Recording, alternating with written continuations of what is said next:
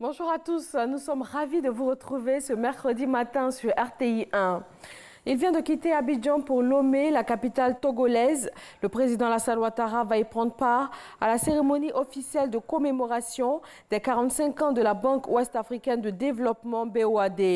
Créée le 14 novembre 1973, la BOAD a pour mission de promouvoir le développement équilibré des 8 États membres de l'UEMOA et de contribuer à la réalisation de l'intégration économique de l'Afrique de l'Ouest.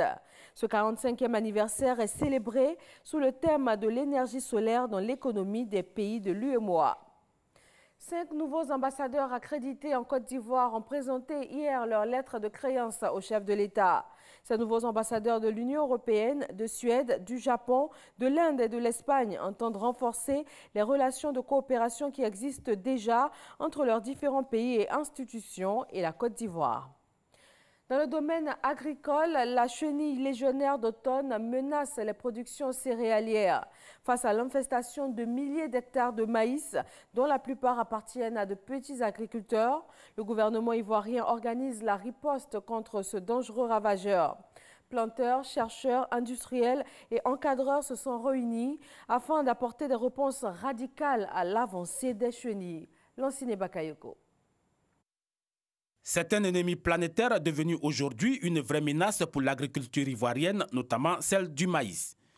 Ce sont les chenilles légionnaires d'automne capables de provoquer des pertes de récoltes pouvant atteindre les 100%. Ces ravageurs issus de larves de papillons particulièrement nuisibles, apparus en Côte d'Ivoire en 2016, sont aussi capables de dévorer le riz, le mil, le sorgho, la canne à sucre, le coton ainsi que les fruits secs. D'où la nécessité de mettre en place au plus tôt des moyens efficaces pour y faire face. Nous avons au niveau du comité d'homologation des pesticides de Côte d'Ivoire homologué des produits qui permettent de lutter contre la chenille légionnaire d'automne.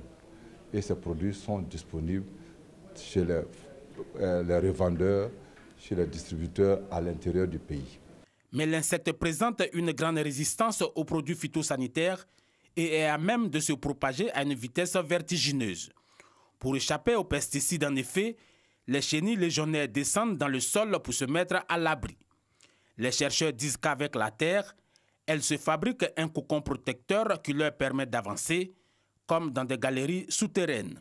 D'autres systèmes d'alerte précoce doivent donc être expérimentés. Au niveau des chercheurs, il y a des solutions qui sont en train d'être conduites, notamment la lutte agronomique, la lutte biologique aussi, qui vont être mises à la disposition des producteurs pour que cette lutte soit beaucoup plus efficace. En 2018, l'Organisation des Nations Unies pour l'alimentation et l'agriculture, FAO, a lancé un guide complet afin de lutter de manière intégrée contre le ravageur.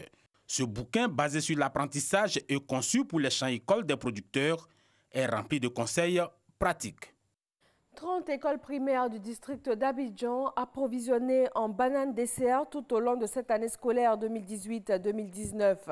Un projet de l'Organisation des producteurs exportateurs de bananes, ananas, mangues et autres fruits de Côte d'Ivoire. Il est question de promouvoir la consommation régulière de la banane dessert dans toutes les écoles ivoiriennes, ce qui permettrait aux élèves de mieux se porter pour mieux apprendre.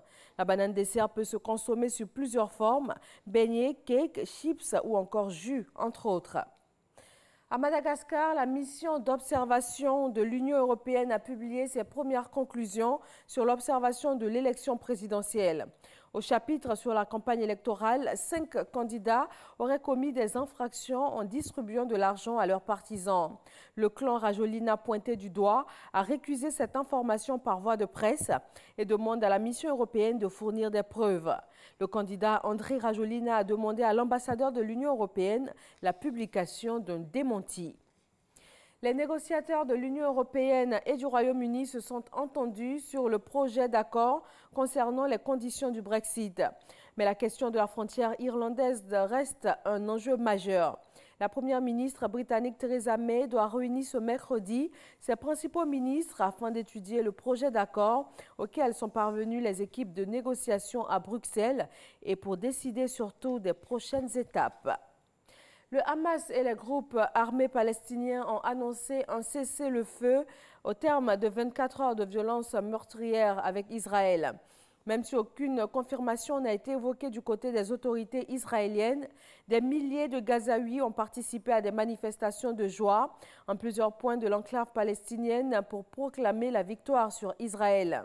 En Égypte, intermédiaire historique à Gaza, le ministère des Affaires étrangères a appelé Israël dans un communiqué après cette annonce à cesser immédiatement toutes les formes d'action militaire. Et c'est tout pour ce Flash Info. Rendez-vous pour le journal de 13h. À tout à l'heure. Merci de votre attention.